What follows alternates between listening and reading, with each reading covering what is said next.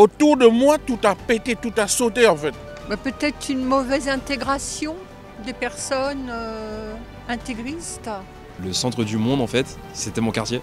Je connais un petit peu Charlie Hebdo, je ne suis pas lectrice, mais il m'arrive de voir les couvertures.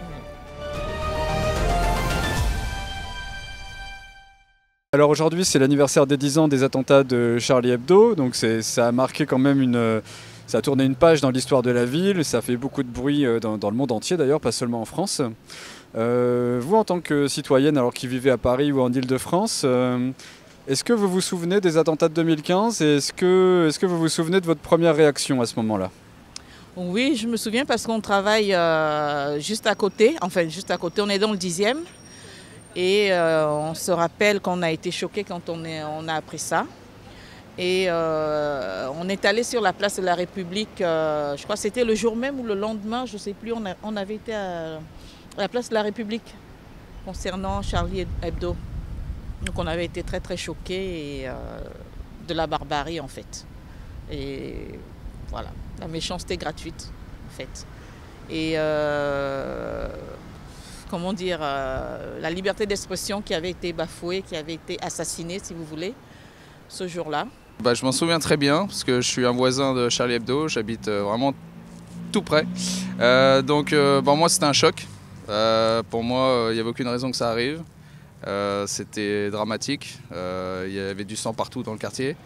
Mais ce qui m'a le plus choqué, c'est la réaction des autorités. Ça, pour moi, c'était encore pire que l'attentat en soi. Parce qu'un attentat, ça peut arriver. Ça arrive en Russie, ça arrive partout. Par contre, quand on ne réagit pas et que 10 ans après, c'est toujours pareil, là, c'est qu'il y a un problème. Et j'étais à la manifestation de Je suis Charlie.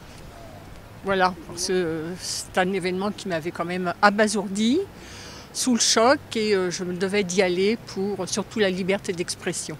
J'étais abasourdie, je pense qu'il m'a fallu du temps pour comprendre vraiment ce qui se passait, parce que c'était tellement gigantesque, quoi, que je pense qu'il a fallu du temps aux gens pour comprendre quand même cet attentat et ces attentats qu'il y a eu. Pendant 3 jours, on a eu une série d'attentats qui sont passés à Paris. Je dois vous avouer qu'à l'époque, je suis un militant, comme je vous ai dit, en début d'affaires. Mais par contre, j'avais un défaut, c'est que j'étais très complotiste. Okay? J'imaginais des complots. Chaque fois qu'il y avait un attentat, j'ai dit mais qui est derrière? C'est le faux drapeau? À qui profite le cri? Etc. J'avais cette façon de raisonner là en fait. Ce qui faisait que en fait, je négligeais un peu ce phénomène. Je le minimisais en fait. Parce que, oui, s'il y a eu le 11 septembre, c'est que Ben Laden a été envoyé par le CIA, la Mossad. J'avais cette fabrication, cette façon de raisonner là. Eh bien, quand j'ai entendu parler donc à l'Olympia, à Charlie Hebdo, bref, ça sautait partout pendant peut-être 3-4 jours.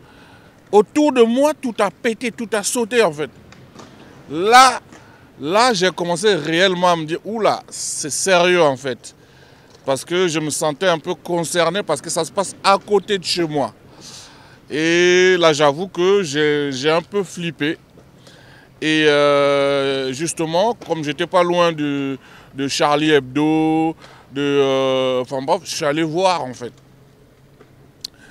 Et en fait, c'est pour la première fois que j'ai commencé à me défaire de mon complotisme, en fait.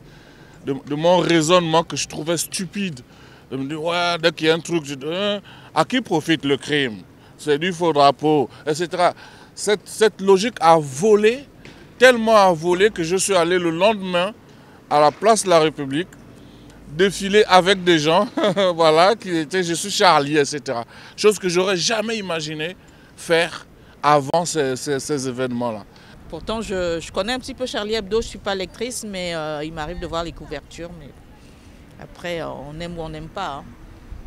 Donc vraiment, ces événements ont changé ma façon de lire les choses, de voir les choses. Et du coup, à partir de ce moment-là, je regarde les actualités, mais vraiment sur les faits. Je me base sur les faits maintenant. J'ai arrêté cette logique vraiment pathologique presque, j'ai envie de dire. Maintenant, avec le recul, je me dis, c'est une maladie en fait. Cette façon d'analyser les faits, en analysant un seul élément, et puis en concluant d'autres par des hypothèses complètement farfelues, etc. etc. Donc, pour répondre à votre question, voilà ce que ça a eu sur moi comme effet en fait. Quand tous les chefs d'État sont venus, bon ça c'était un peu plus tard, tous les chefs d'État sont venus en France, et en fait de voir que c'était voilà, le centre du monde en fait, c'était mon quartier. Et ça m'a fait quelque chose en fait. Ce que je me dis c'est que c'était vraiment le dernier quartier à être clivant quoi. Ce quartier, tout le monde vit ensemble, tout le monde est... Enfin voilà, on a toujours, il n'y a jamais eu de problème quoi. On sort, on boit des coups. Enfin, bon, c'est ce qu'on disait à l'époque, mais c'est toujours le cas. C'est toujours donc voilà, c'était un peu surprenant. Est-ce que pour vous, vous sentez que ça a changé votre vie ou la société autour de vous, cette étape des attentats de 2015, sachant qu'après ces attentats, il y en a eu d'autres qui ont suivi ensuite. Est-ce que vous sentez que la société a profondément changé suite à ces événements ou pas? Ça n'a pas changé ma vie en tant que telle. Moi je suis croyante, donc je crois toujours à une vie meilleure. J'ai de l'espérance pour une vie meilleure. Mais bon, on peut pas l'imposer à tout le monde. Et la société, je pense qu'il y a une dégringolade quand même de la violence, il y a une dégringolade de racisme, il y a une dégringolade d'un peu de tout. C'est vrai qu'on entend encore, même aujourd'hui, des attentats. La question est de savoir, peut-être prendre à la racine, pourquoi on en est arrivé là à tous ces attentats. C'est la vraie question. Les Parisiens étaient choqués, entre guillemets, parce que peut-être que c'est un phénomène qu'on regardait à distance, okay? Quand les attentats se passent en Afghanistan ou en Russie, je sais pas moi, enfin loin quoi, on ne se sentait pas si concerné que ça. Eh ben, pour la première fois, tout le monde a réalisé que aïe aïe aïe, c'est chez nous en fait. Ça tirait à la Kalachnikov en bas de chez moi. Je ne sais pas si vous vous rendez compte, mais c'est pas quelque chose qu'on a l'habitude à Paris. Peut-être en banlieue et encore, hein. Même il y a 10 ans, c'était pas souvent le cas. Maintenant c'est devenu régulier, c'est devenu classique, c'est devenu la normalité. Et moi je trouve pas ça normal. Donc il y a un moment, il faut réagir. Donc moi je demande au pouvoir public de réagir. Parce qu'à force de ne pas réagir, c'est les gens qui réagiront. Donc à eux de choisir. J'ai l'impression que maintenant les gens ne pensent qu'à eux. Ils font plus vraiment attention à l'un ou à l'autre. Enfin, voilà, c'est un peu ouais, le ressenti que j'ai. Pour donner un exemple, hein, dans le métro, les gens se poussaient un minimum où il y avait un minimum je sais pas, d'attention pour les gens, alors que maintenant... Comment ça se fait que depuis 2010, on vit avec des attentats terroristes très fréquents? Est-ce que vous avez une explication là-dessus, une interprétation personnelle? Peut-être une mauvaise intégration des personnes intégristes. Enfin, ce qu'ils ont fait ne se justifie pas en aucun cas, même si on a du mal à les intégrer, à savoir ce qu'ils pensent, pourquoi. J'ai surtout peur, moi, pour les jeunes, pour ma fille, parce qu'on ne va pas vers le calme. C'est de la politique derrière. On laisse faire des pays, on laisse passer des migrants, on contrôle rien. On ne contrôle pas les frontières. Déjà, quand vous ne savez pas qui rentre chez vous, il peut y avoir plein d'ennemis qui rentrent chez vous, qui veulent juste vous détruire. Donc à partir de là, déjà, si on laisse tout passer, à ce moment-là, les mecs ils font ce qu'ils veulent. Hein. Ils n'ont plus qu'à se servir. Hein. C'est carte blanche. Moi je connais très bien l'histoire et ça s'est jamais vu. Dans l'histoire, voilà, il y a un moment, personne ne s'est jamais laissé faire. Nous on se laisse faire, je comprends pas. Moi j'ai un pays, j'ai une nation. Si demain mon pays disparaît, j'ai pas d'autre pays où aller. J'ai nulle part où aller. Mes ancêtres, ça fait 1500 ans qu'ils sont là.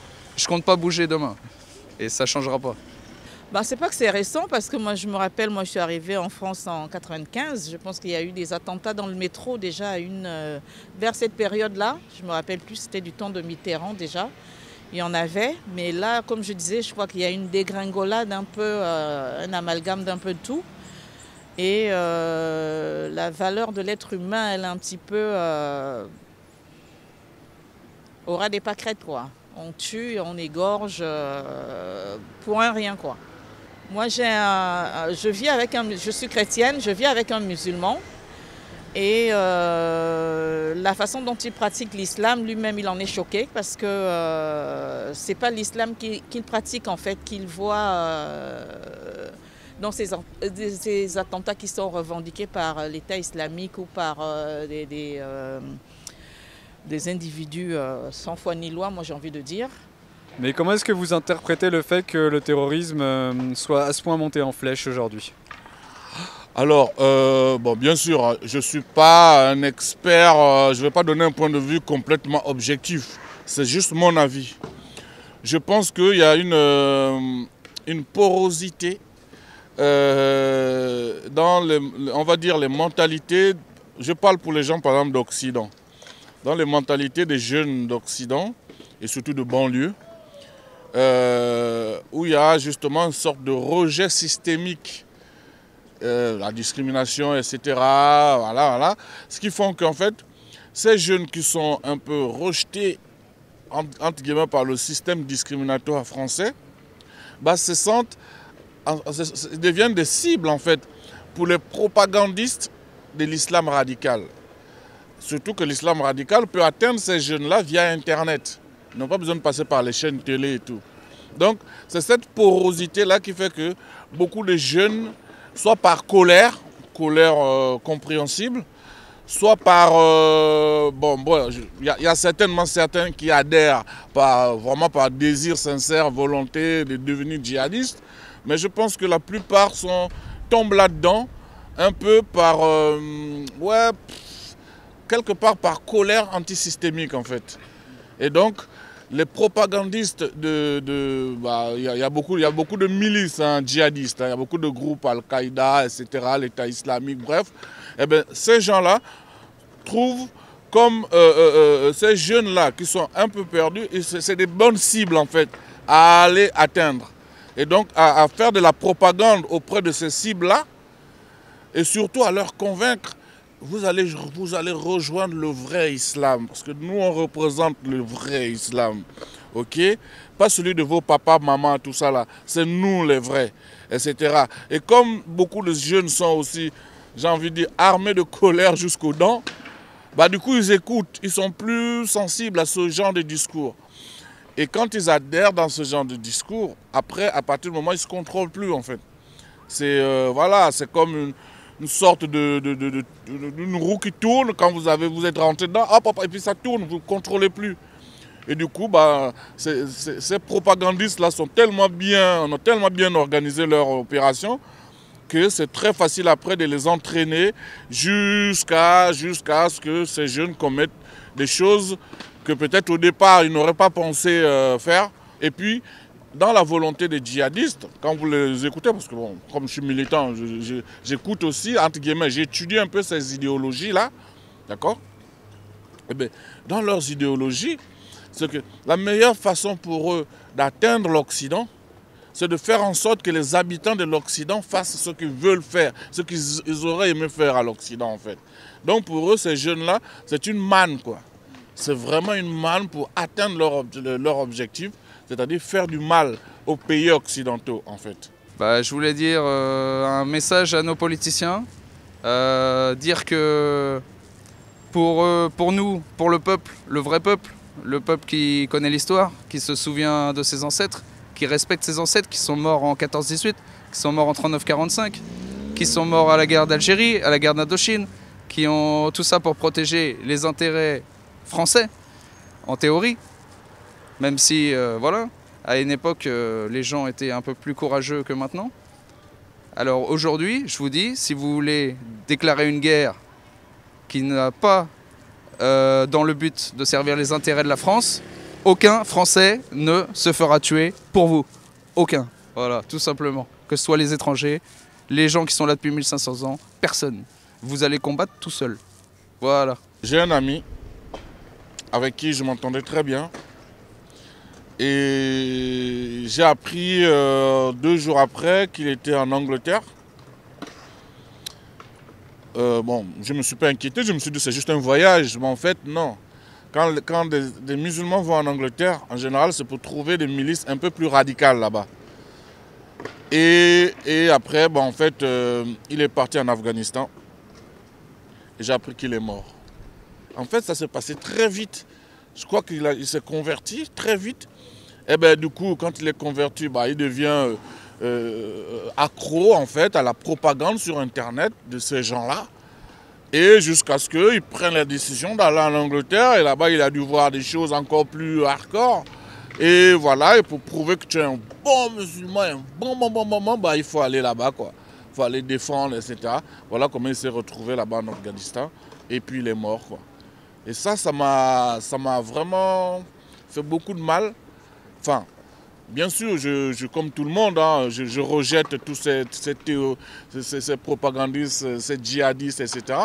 Mais quand ça concerne quelqu'un qu'on connaît, alors là, j'ai eu un peu la rage, en fait, entre guillemets, contre toutes ces dynasties, toutes ces galaxies, je veux dire. Voilà, ces djihadistes et tout. Donc, mais moi, je pense que plus le temps passe et plus les gens sont en train de réaliser que, en fait, alors je vais peut-être choquer les gens, mais ce n'est pas le vrai islam. Il faut que certains musulmans arrêtent de les voir comme des vrais islams. Il y a des imams qui le disent, en fait. Il y a des imams qui montent au créneau de ces dernières années et qui réalisent ce malfait-là. C'est-à-dire que le terrain vide qu'ils ont laissé, ce sont les djihadistes qui l'occupent. Et donc, qui arsènent leur discours en disant que c'est eux les vrais musulmans, qui connaissent mieux le Coran, qui connaissent, etc. etc. Et des imams sont en ce moment en train de monter au créneau pour leur dire non, c'est pas vrai. Donc, je pense que plus le temps passe et plus leur succès va baisser. Ça, c'est mon intuition, en fait.